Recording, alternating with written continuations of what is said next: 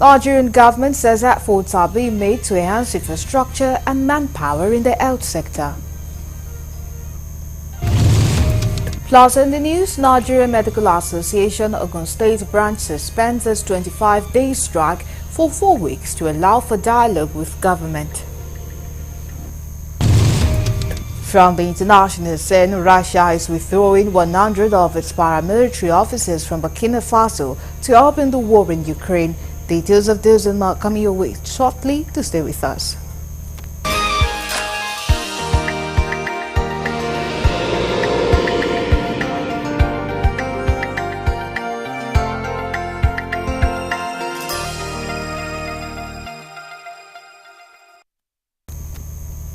Many thanks for joining us at this time. Now, details of the news. The Nigerian government says efforts are being made to enhance infrastructure and manpower in the health sector aimed at addressing the massive migration of health workers across the shores of Nigeria. Minister of State for Health and Social Welfare, Dr. Tunji Alausa, made the disclosure at the 65th anniversary of Nigerian Society of Physiotherapists (NSP) held in Abuja. The minister, who was represented by the Chief Medical Director of National Hospital, Professor Mohammed Raji, said measures are in place to create a conducive workplace for the health workers through adequate funding and partnerships, while commending the society for its initiatives and achievement to the overall improvement to healthcare services in Nigeria. Raji called for public-private partnership in the health sector to complement federal government's effort in improving healthcare delivery. I commend your establishment of the Postgraduate Physiotherapy College, producing over 70 specialists in various physiotherapy specialties. These skilled professionals have augmented the healthcare workforce, complementing government efforts to improve healthcare delivery. The federal government is intensifying efforts to enhance infrastructure and manpower in the health sector, addressing the impact of the massive migration of health workers post-COVID pandemic. In his remarks, Minister of Interior General Abdurrahman Demabazu, retired, called for a collective effort to enhance medical rehabilitation in primary and other healthcare services. Also speaking, the NSP President Oyinlola Odusonya highlighted the challenges faced by the society, among which is the ravaging effect of brain drain on the profession. He stressed the need to address the menace to enhance quality health services in the country that affect physiotherapy studies and practice in Nigeria. It is vital to ensure that NSP's mission, which is its commitment to enhancing the quality of life for clients and patients through standard and ethical practices, does not falter.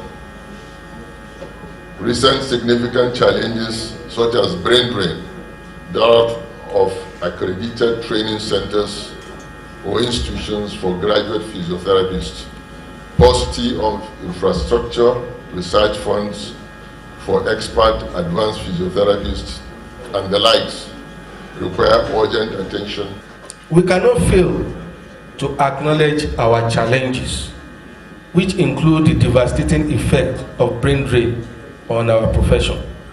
More than 65% of physiotherapists produced in Nigeria practice abroad.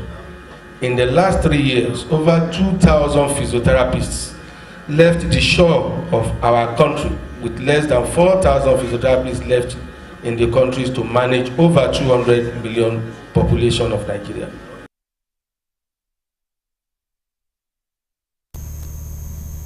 The Standards Organization of Nigeria has pledged continuous commitment to providing quality services and enforcement against violation within the provisions of the Organization Act. Director General of SAN Ifeanyi Okeke made the pledge during an interface with journalists in Abuja on Friday. Okeke, who was represented by the organization's Director of Public Relations, Folusho Bolaji, disclosed that the organization has provided enabling tools to upgrade the services to an enviable spot through digitization.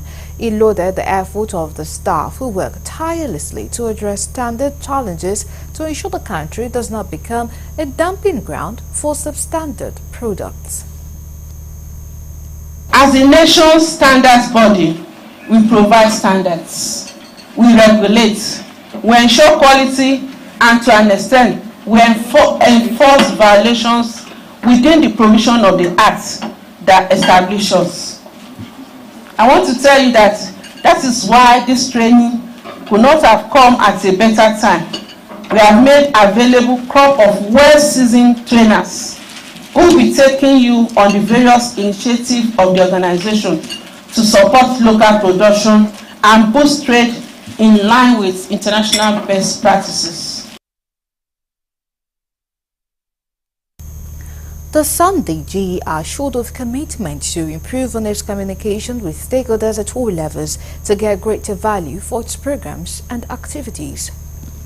I call upon you to listen to us very well and represent us very well and report on us very well on this journey of standardization that will bring about industrialization and economic development, and this is in line of the agenda of Mr. President. I welcome you and declare this training exercise open to the glory of God.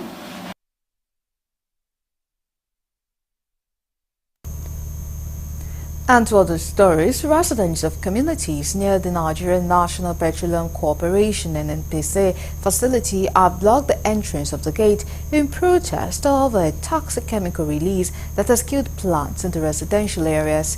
The chemicals released since Wednesday has caused widespread damage to vegetation and raised concerns about the health and safety of residents.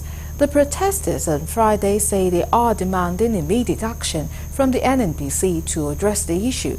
They vowed to continue blocking the gate until the demands are met. The incident has sparked outrage and concern among community members who are calling for compensation for their crops killed by the chemical release.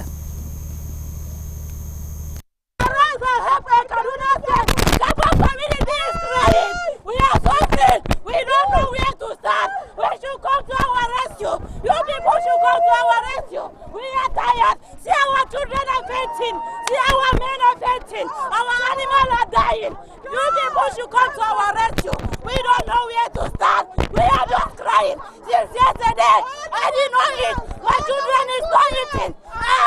This condition that we are into is going higher. Nigeria to rise and help us. Up to today, some of our women are down because of this chemical. All our crops are dead.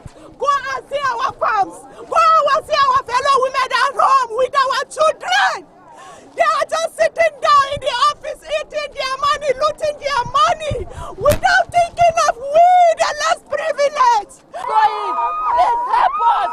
I'm a widow. We have many widows here. We have orphans. They are crying. We don't have food to eat. Even one square meal we don't have. Please, government, wanna help us. Wanna help us. This toxic chemical, it spoiled all our plants. The only hope we have. See, look at old women here. They suffer all day, all night. The only thing that we can get is that we just wake up one night, our plants got spoiled. Some people went to borrow money just to put fertilizer on their plant, and we just wake up one morning, everything got died, everything. As I'm talking to you now, sir, my chest is paining me. Everything, everybody's angry. We need solution here. We don't want anything. They should come and visit us. We are tired. We have saw what they complained. We are going back to see our MD. So they are our neighbors. So we try as much as possible to bring succor to them, so that those we are going to give them free first aid. And we promise them what we are going to do. Since they opened the gate now, I think MD is available so that we are going to discuss to look for the best way forward. So this is where we are now. Maybe some time ago, we already have a committee that we are going to interact with, whatever we believe is best for the community. I see with my eyes, there's no problem. We are going to find a solution. They have been our neighbor for over 50 years. NFPs have been running for 50 years. What they are complaining, we have never experienced it, but it's happened. Maybe it's an accident.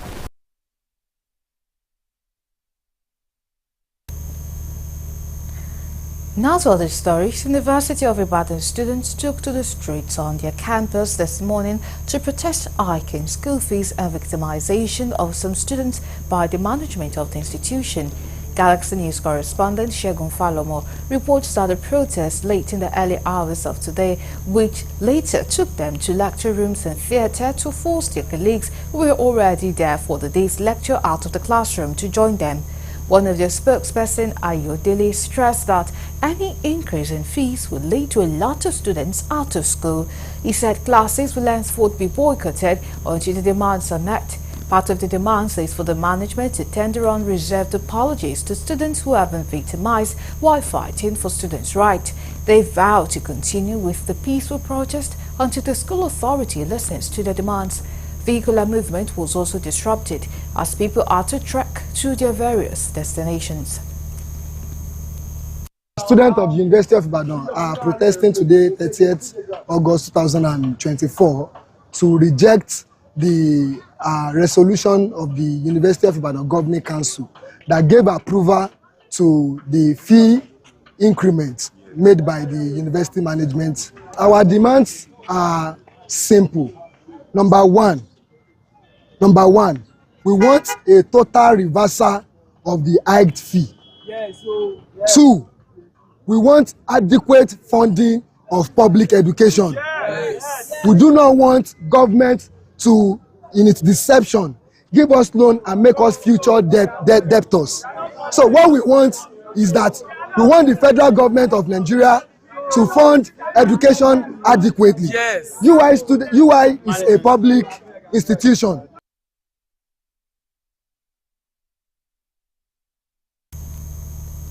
You're still on to the news on Galaxy TV. Coming up next.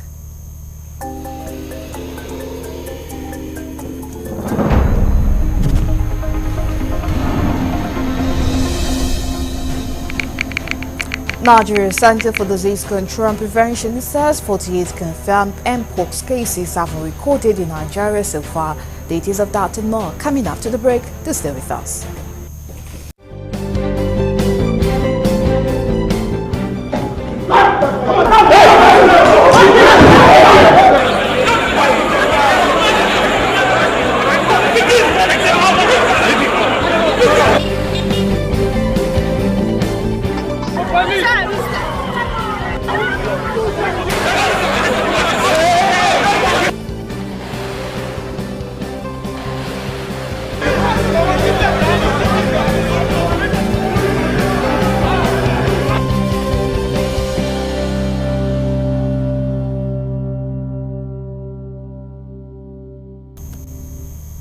We are glad to have you back. Now, for more updates and latest news, please visit our website www.galaxytvonline.com.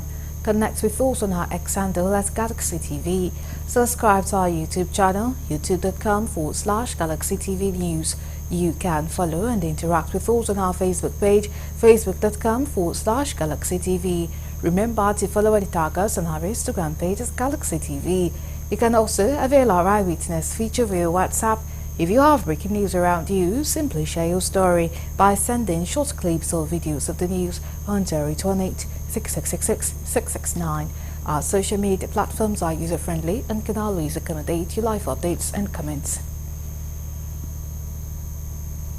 The Nigerian Medical Association Ogun State branch on Friday said it has suspended its 25-day strike action for 4 weeks to allow for peaceful dialogue with and deliberation with government.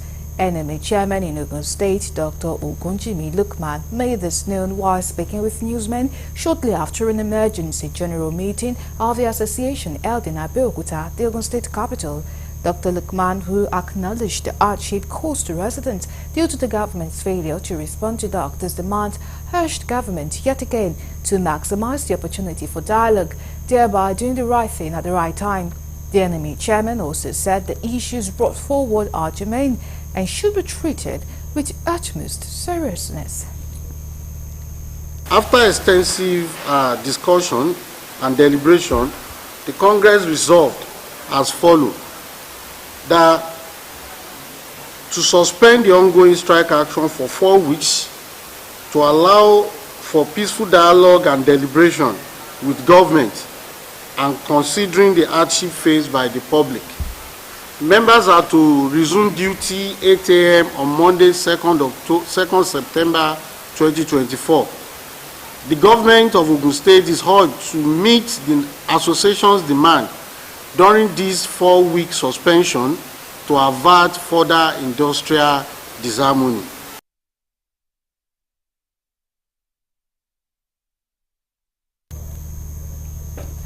And to the story teased earlier, the Nigerian Center for Disease Control and Prevention says 48 confirmed Mpox cases have been recorded out of 868 suspected cases across 35 local government areas in 19 states and the Federal Capital Territory.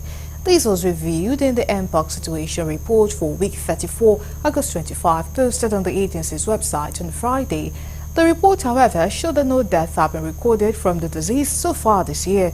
It said 57 new suspected cases were reported in EPI week 34, 2024, compared with 25 cases reported in previous week, that is week 33. The age distribution of the cumulative number of confirmed Mpox cases showed that 17 cases were recorded among ages 0 to 10, 7 cases were recorded among ages 11 to 20, 9 cases were recorded among 21 to 30, 8 cases were recorded among ages 31 to 40, and 7 cases were recorded among ages 41 to 50. Mpox is a rare viral zoonotic infectious disease that is an infection transmitted from animals to human that occurs sporadically, primarily in remote villages of Central and West Africa near tropical rainforest. It is caused by the Mpox virus, which belongs to the virus genus in the family Poxviridae.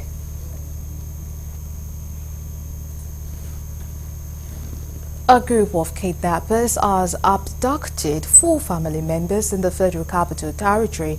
The incident, which occurred at the Tundun Fulani Extension area of the Buari Area Council, happened around 1:30 a.m. on Friday. A resident of the area who spoke on condition of anonymity stated that the kidnappers forced their way into the family's home to abduct the victims. The resident also said one of the person who escaped being abducted was shot by the kidnappers. When contacted, the FCT Command Police spokesperson Josephine Ade said the police were on top of the matter. And still on insecurity, not fewer than 3 students of Faudia School in Gaydam local government area of Yobe State have been confirmed dead after an attack by gunmen at the school early Friday. The school is reported to belong to the Islamic movement in Nigeria, a Shia sect. The gunmen, who haven't been ascertained whether they are members of the dreaded Boko Haram insurgency group or bandits, rode into the school premises on motorbikes wielding AK-47 rifles. The State Command's Public Relations Officer, Dungus Abdulkarim, said that the police received the distress call that some hoodlums came on motorbikes with AK-47 rifles and then entered into the school and shot dead 3, adding that one of the students who got injured has been taken to an undisclosed hospital where he is receiving treatment. The state PPRO noted that the teacher who was in the school managed to escape and told the police that there was no sort of confrontation with any members of any armed groups. Abdulkarim added that an investigation has commenced as the police are working to unravel who is behind it, the purpose and credible witness who might have seen the incident.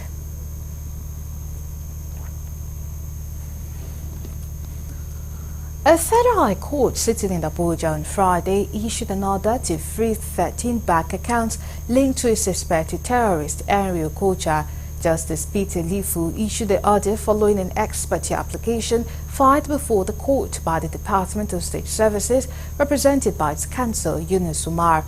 The ex parte application was brought under Section 5 and 81 of the Terrorism Prevention and Prohibition Act 2022. In an 8-paragraph affidavit supporting the ex parte motion, the DSS informed the court that the defendant had received substantial sums of money, amounting to millions of naira in the account, and these funds are suspected to be proceeds of terrorism. The MAR requested the court to grant an order for the agency to freeze the coach's account for 90 days to allow for a thorough forensic investigation into his alleged act of terrorism. The DSS counsel argued that freezing the accounts would enable the agency to identify the perpetrators and bring them to book.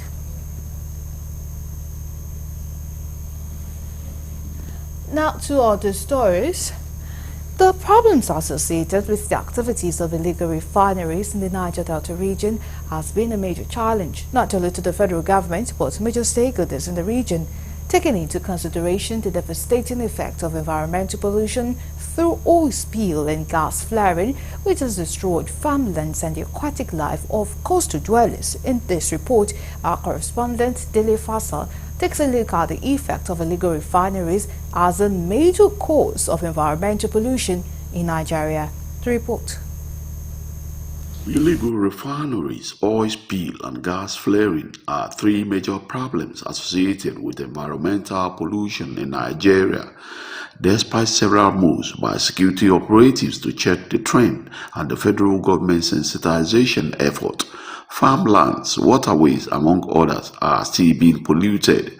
The Deputy Vice Chancellor of the Federal University of Petroleum Resources in Efron Delta State, Professor Doris Ogeleka, as well as an Associate Professor on Manufacturing and Energy, urge the federal government to implement policies to protect the environment. For illegal refineries, the remedies the government should put in place is enforcement of the policies. The policies are there, but enforcement is actually very key to ensuring that, yes, these refineries are actually regulated. If we have to go in direction of illegal refineries, there must be policies to guide against environmental pollution. Gas flaring needs to stop for us to make any meaningful impact.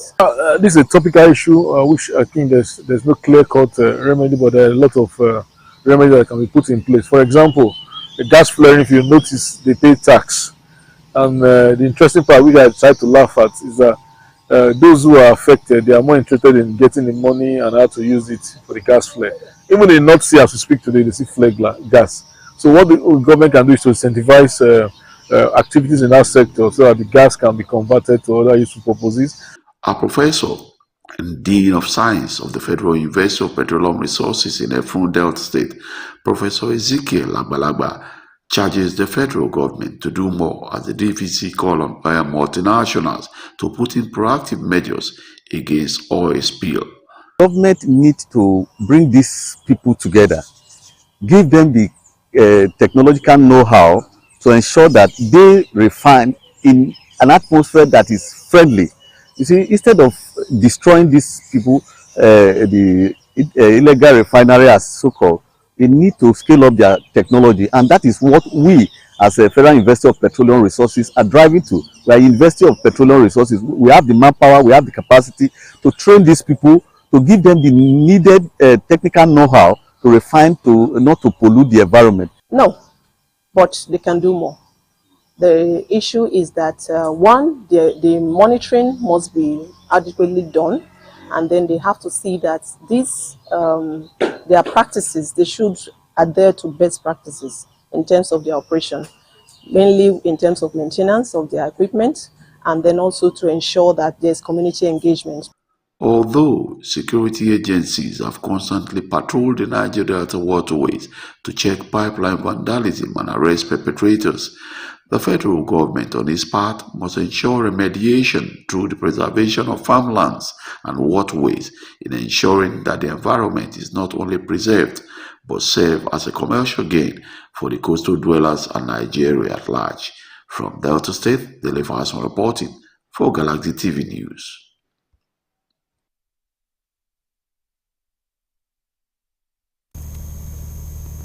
And still on the environment, the Executive Secretary, Kaduna State Emergency Management Agency, has led the assessment team of the agency to victims of Zaria and Sabungeri local government area, respectively, where houses were destroyed as a result of heavy downpour leading to flood.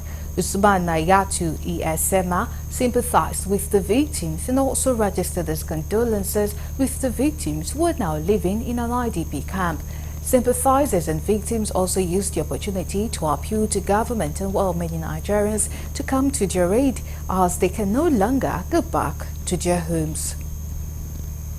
I am here today or this very afternoon to ascertain the situation and to make sure that what we had in paper is actually what is here, and equally to see what is needed more from the angle of the government. It was so unfortunate that we received sad news of this flood from Sabangari local government day before yesterday in the night, and immediately after we got the report, His Excellency the Executive Governor communicated to the agency, taxing the agency and other partners to make sure we all move to field, which of course our agency and other partners, Red Cross and the rest, were able to be at the field at the scene of the occurrence to evacuate the affected citizens.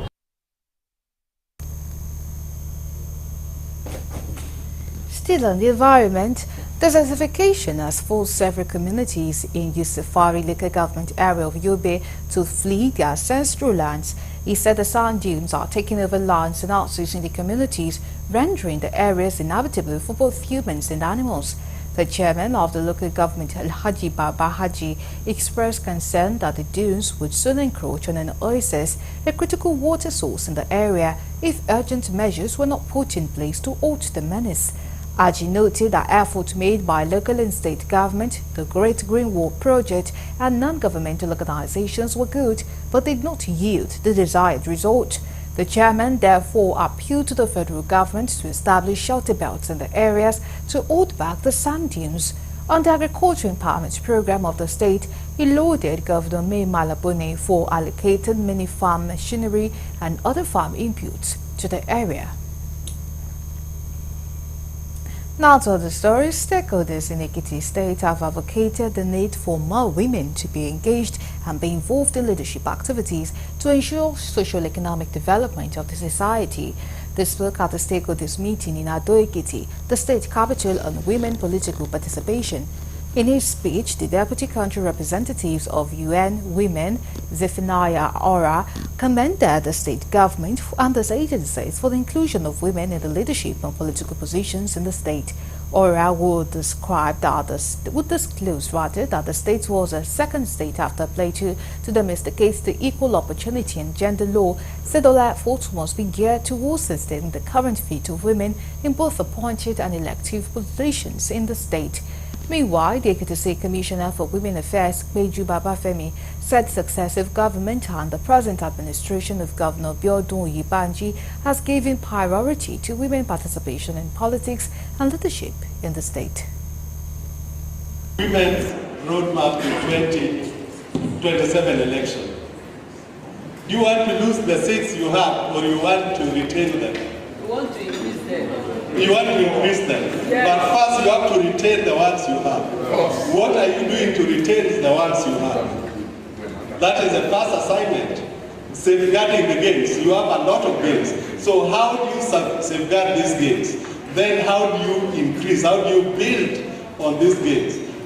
I make bold to say that in Ekiti State we are at the forefront when it comes to women's representation in leadership positions. But that is not to say that we are folding our arms, because we are not yet where we ought to be. So I believe that the program of today, again, these 2 days stakeholders convening, will go a long way to strengthening our mind, our resolve. The Northern Youth Initiative for Peace and Good Governance has expressed appreciation to President Bola Tinubu for his support to the Dental Therapists Registration Board of Nigeria, DTRBN, and passed the vote of confidence on Omowumi Mercy Ojo, Registrar of the DTRBN, while speaking at a press conference in Kaduna. Ambassador Azan Sedao, Vice President National Affairs of the NYIPGG, said the group is a permanent youth organization dedicated to promoting peace, good governance and development across northern Nigeria. According to him, NYIPGG has consistently championed the cause of young people by advocating for policies and programs that foster growth, education and professional development. NYIPGG has consistently championed the cause of young people by advocating for policies and programs that foster growth, education and professional development. Our organization is committed to recognizing and supporting initiatives that contribute to the betterment of society, particularly in the affairs of good governance. There is no gainsaying that the Dental Therapists Registration Board of Nigeria, DTRBN, has been up and doing in regulating the dental profession. Her foresight and initiative have brought tremendous achievement to the board, gaining the attention of President Bola Ahmed Tinubu, GCFR, to upwardly pound the agency. The group commended Omawumi Mercy Ojo, Registrar of the Dental Therapists Registration Board of Nigeria, for exemplary leadership and transformation vision and project. Her extensive experience, which spans roles in regulating management, training and policy development, has set new standards for the board's operations, making therapists attain the peak of Nigerian civil service career against the former level 14 stance. Mrs. Ojo has been instrumental in enhancing the professional training standards for dental therapists across the nation. Through her initiatives, the board has ensured that dental professional certificates are more secure, making it difficult to quacks and uncertified persons to prevail in the sector.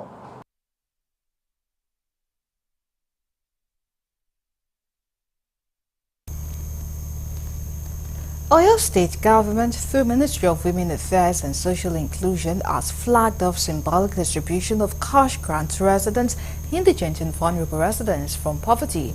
In our remark, Commissioner for Women Affairs and Social, Honorable Oluwatoyin Balogun, said 500 beneficiaries, which include indigent women with multiple birth, elderly and people living with disabilities, benefited from the first phase of the program. Honorable Balogun reviewed the beneficiaries, those who applied for economic financial aids to boost your micro and nano businesses, adding that by 2027, numbers of beneficiaries will transcend to 4 million. Some of the beneficiaries lauded the initiative aimed to boost micro and nano businesses, reduce joblessness and socio-economic hardship in Oyo State. Start a small business, and what we have put in place, because whatever it is we're doing in the ministry, we try to ensure that there is sustainability. And one of the ways that we do this is to make sure that after a period of 6 months, we're going to visit all the beneficiaries. And then we find out those of them that have actually started a small business, however small, we're going to support them with a minimum of 100% of what they've gotten today. So and the idea is to scale up their businesses. So the idea for us is, and with the government of Governor Seyi Makinde, is not just to give our people fishes, but to empower them effectively. So I have a triplets. They are still babies. So though before giving birth to the triplets, I'm doing a little business. So after I gave birth to them, I stopped because of lack of money. So now I'll continue with it. Governance is about people, is about the welfare of people. If you are governing a nation or a state and people are not feeling, your governance in terms of their personal welfare, you are not governing at all. So Governor Seyi Makinde is a governor.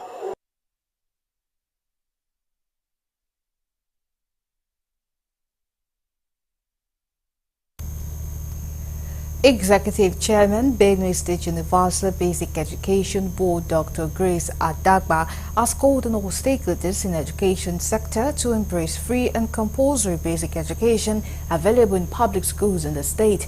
Dr. Adagba stated this during enrollment drive campaign meeting for education stakeholders in Otukpo, where she said public schools have been revitalized to benefit the state's children for optimal outcomes, urging parents to take advantage of this opportunity.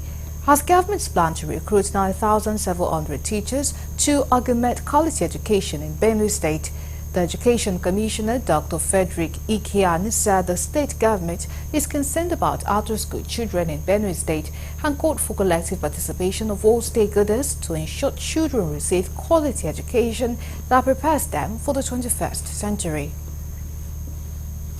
We observe in this way that despite the efforts of the state and federal government to ensure that our pupils and our wards gain access to free and compulsory education, if you go around some of our basic schools, you will still see that we have the basic infrastructure, we have qualified teachers, We have the best facilities in the state as we speak, yet we don't have enrollment, we don't have pupils utilizing these facilities. The lives of children, their dreams, their aspirations, the promise of a better tomorrow. The reality that confronts us is sobering. Too many of our children remain outside the school system. It's our concern that our children will not just be enrolled to study, but will also receive quality education that will prepare them for the challenges and opportunities of the 21st century.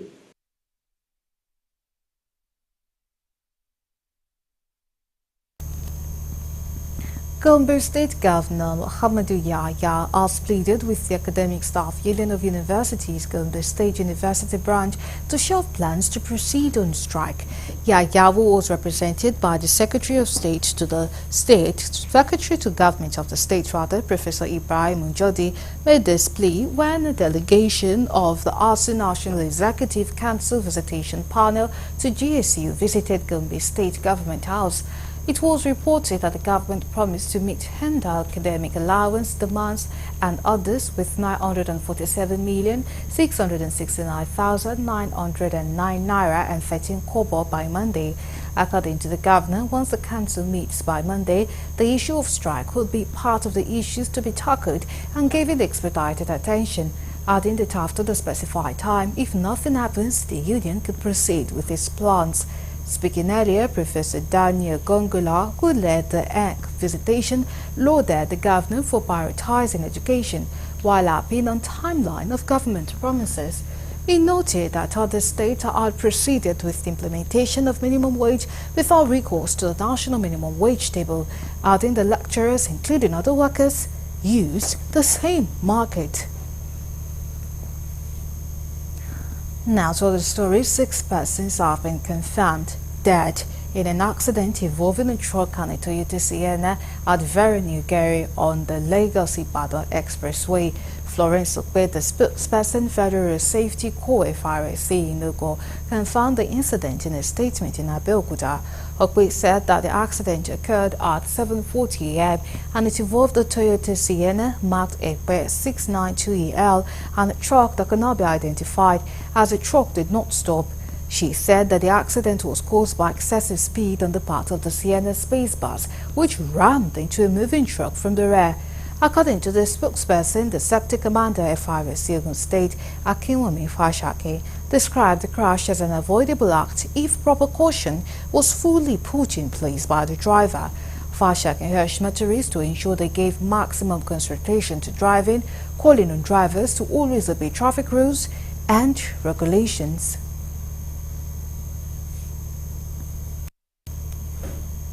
Now we move to the international desk for more news.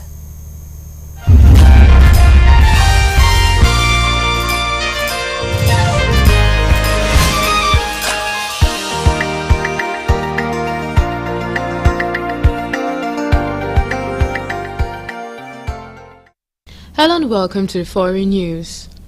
Russia is withdrawing 100 of its paramilitary officers from Burkina Faso to help in the war in Ukraine. They are part of about 300 soldiers from the Bear Brigade, a Russian private military company who arrived in a West African nation in May to support the country's military junta. On its Telegram channel, the group said its forces would return home to support Russia's defense against Ukraine's recent offensive in the Kursk region. Their fears to pull out could embolden Islamist insurgents in Burkina Faso, who recently killed up to 300 people in one of the biggest attacks in years. Burkina Faso has since 2015 suffered regular jihadist attacks, with more than 2 million people displaced in what aid groups call the world's most neglected crisis.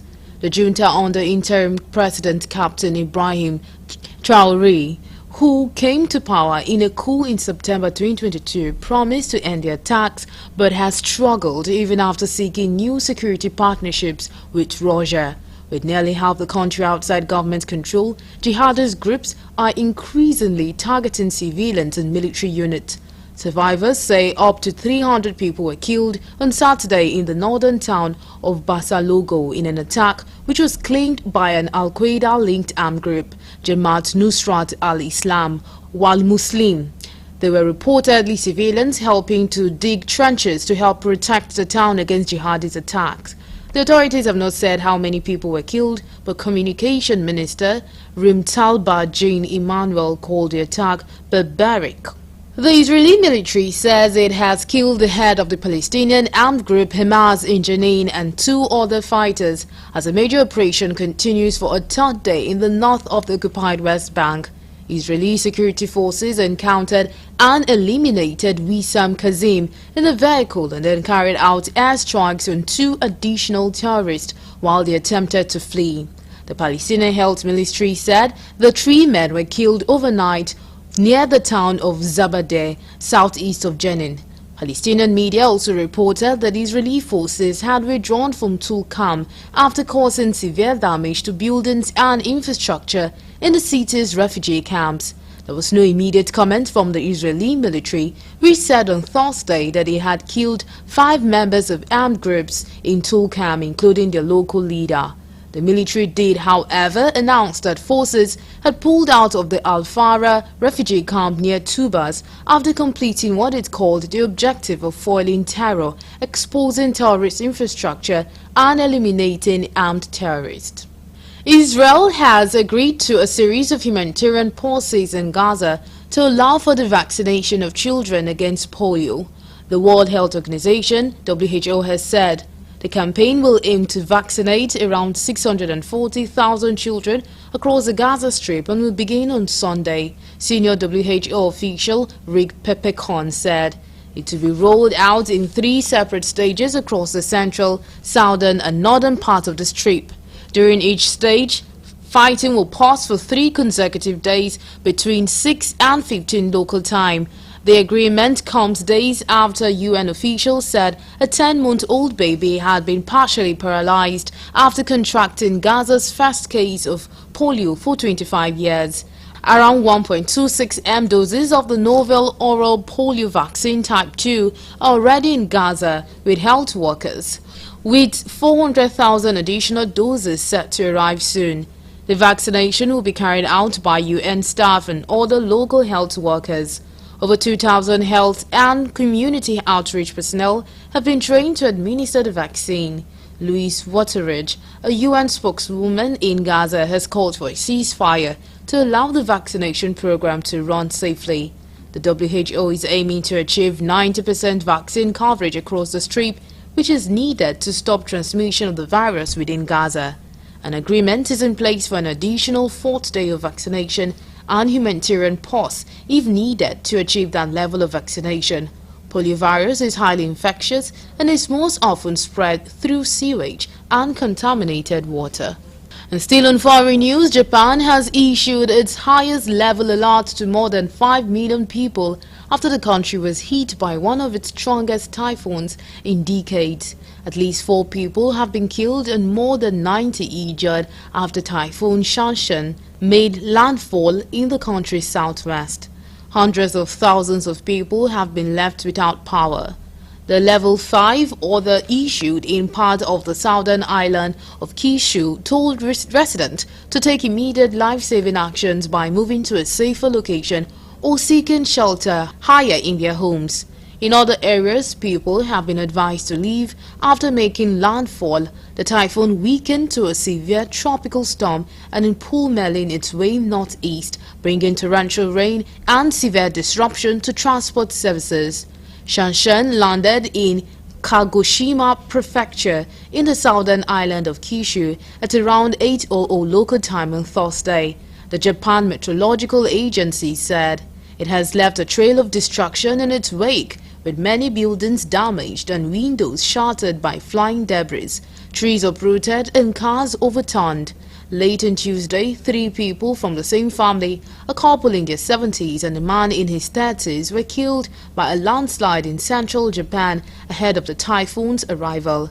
Their home in Gamagori was swept away, while 2 other female relatives were rescued. A 4th person was confirmed dead by police on Thursday. The 80-year-old man from Tokushima Prefecture was trapped after the roof of a house collapsed about 17:30 local time, according to newsmen. 3 foreign workers trapped inside a collapsed train tunnel have died despite rescue efforts that lasted for over 5 days, Thai authorities have said. The men, 2 from China and 1 from Myanmar, were still thought to be alive as recently as Thursday. They were trapped when part of the tunnel they were building collapsed on Saturday in Pangchong district, about 200 kilometers northeast of the capital Bangkok. On Friday, authorities announced all 3 had died, with initial investigations suggesting this was due to a lack of air. The tunnel, which was under construction and is part of the Thailand-China high-speed railway project, had collapsed due to a landslide at around 23:40 local time last Saturday. Rescuers comprising officials from the State Railway of Thailand and the Chinese disaster response team had been working round the clock over the past week with the hope of rescuing the victims. They had tried to pump oxygen into the tunnel to keep the workers alive, but it is unclear whether the tubes they used reached the workers at all. On Thursday, rescuers found the body of a Domrese truck driver buried under a pile of soil and rocks. And finally, on foreign news, almost 40,000 people died alone in their homes in Japan during the first half of 2024, a report by the country's police shows. Of that number, nearly 4,000 people were rescued more than a month after they died, and 130 bodies went unmissed for a year before they were found, according to the National Police Agency. Japan currently has the world's oldest population, according to the United Nations. The agency hopes its report will shed light on the country's growing issue of vast numbers of aging population who live and die alone. Taken from the first half of 2024, the National Police Agency data shows that a total of 37,227 people living alone were found dead at home, with those aged 65 and over accounting for more than 70%. While an estimated 40% of people who died alone at home were found within a day, the police report found that nearly 3,939 bodies were discovered more than a month after that, and 130 had laid unnoticed for at least a year before discovery. Accounting for 7,498 of the bodies found, the data set's largest group belonged to 85-year-olds and above, followed by 75 to 79-year-olds at 5,920.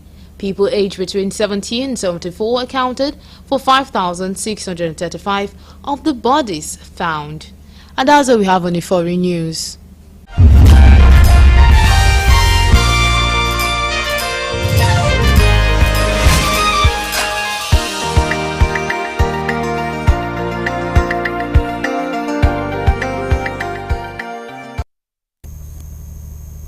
Coming your way next, entertainment news.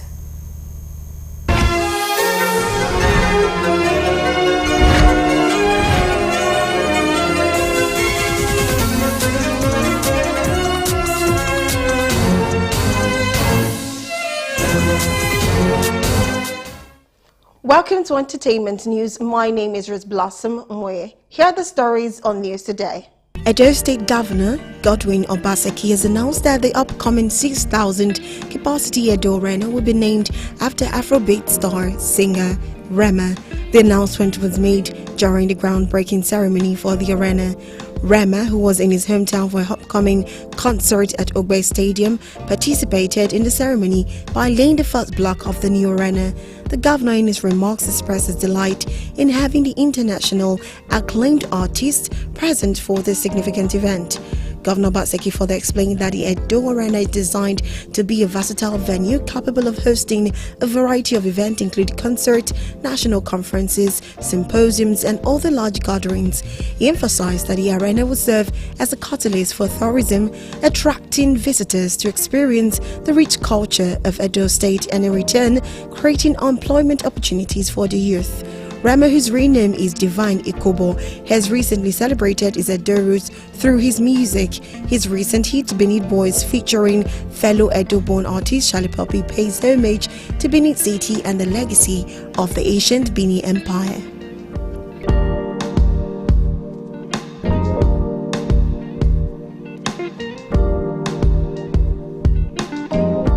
Nigerian singer Dami Crane has announced the launch of his Prison Reform Foundation following his release from prison. Last week, the singer was arrested and was set to face criminal charges for his defamatory statement and slanderous publications against the singer. Luckily for him, Davido dropped all charges and allowed his release.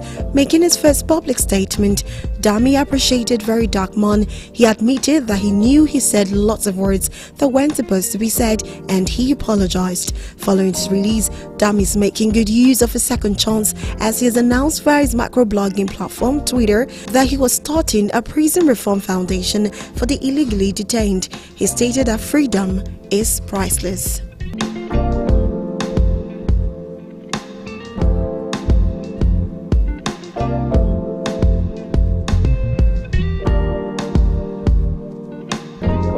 Nollywood actress Angela Okorie has thrown shots at an unidentified person which many assume to be a junior colleague, Regina Daniels. It was reported that during the protest early this month, Regina had kicked against violence. The billionaire wife condemned violence perpetrated on the protest ground and called for peace. Her posting sit well with many who slandered her for speaking on the protest while marrying a billionaire politician. In a now deleted post on her Instagram story, Angela threw short at her as she pointed out the irony at which Regina said Nigeria is good, yet she's married to a man older than her grandfather. She noted how she's advising Nigerians but can't advise herself. Although she didn't mention names, netizens believe the movie star was talking to Regina, as she's the only celebrity married to a man old enough to be her grandfather. Social media users have slandered Angela Okorie over her beef with her junior colleague Regina. Not done, Angela, in a series of posts on her Instagram story, revealed that she had unfollowed Regina and as frustrations wanted to kill them. She boldly told Mr. Johnson that physically and spiritually she can't be silenced.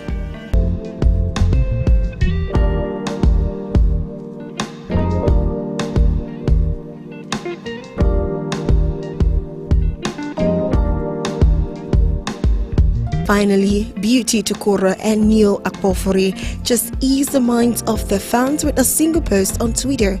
It all started with Beauty Tukura making a post about Neo Akpofore where she playfully called for help from netizens, asking them to help her tell Neo to check his messages. Neo quickly replied to the tweet by saying he needs a message when he's on his way back to her. This Twitter exchange between both lovers got their fans giggling and kicking their feet while single people wailed as usual.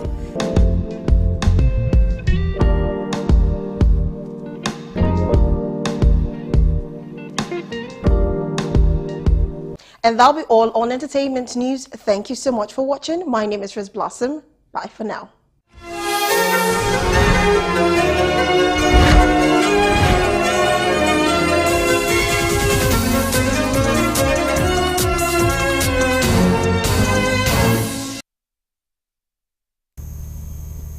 And that's it for now. We thank you so much for watching. My name is Iribami Salako. Do have a great weekend.